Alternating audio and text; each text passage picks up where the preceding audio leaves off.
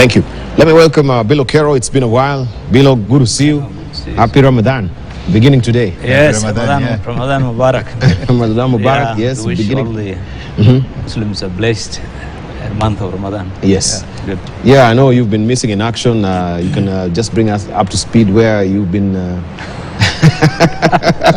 It's a private affair. No, I travel out of the country. Nothing else. I am not in any. I'm in the same group with Patrick, so we are just simple businessmen. Occasionally we... Our viewers will have wondered, is this a boycott as well? Has Billow been added to this list? No, this boycott is misplaced. It's misplaced. Actually, it's misplaced. I mean, it doesn't make sense. And they haven't given reasons. Safaricom is owned by nearly 1 million shareholders, Kenyans. It's the single largest company this country owns, and it's I don't know. They must give a reason why. I mean, I don't understand whether. And KCB also one of the largest banks in this country. So I don't understand whether it's just a question of trying to. They have significant impact on the economy. Particularly these two businesses. So I don't know if the intention is to try and.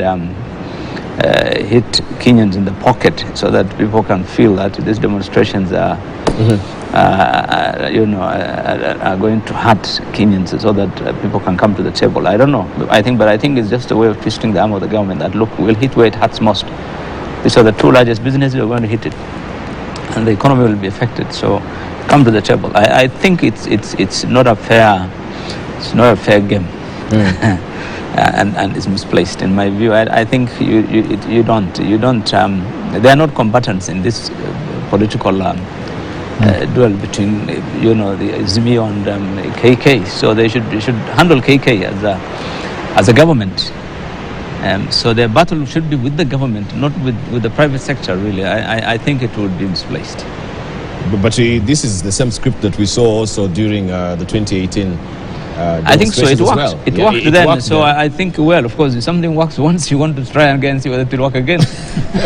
But the players may not be the same. But they will argue then, why are you picking up on these companies? Why did you pick up on them by then? The Brooksides, you remember, we had the Hako and the rest as well. So people will wonder then, why did you cherry pick on these companies? And why are you cherry picking on Safaricom, KCB, and also the Star? I think there is a perception within the Azimio team that these institutions, these companies, one way or the other, are helping government. Maybe the Star seem to be a bit impartial in terms of their reporting. Maybe they see KCB lately.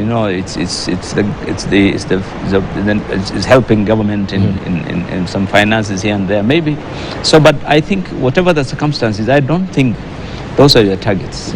No, I think those are businesses, and those businesses have a significant impact on the economy.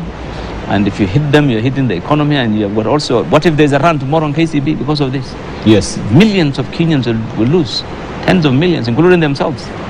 So I think some things should be avoided, especially banks. And Safaricom is what keeps us going in this country. Yeah. I mean, indeed. None of us. There's none of us has a shilling in the pocket. We only have this. We don't carry hard currency anymore.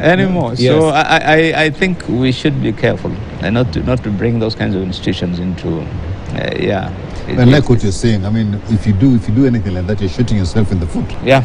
That's what will be happening.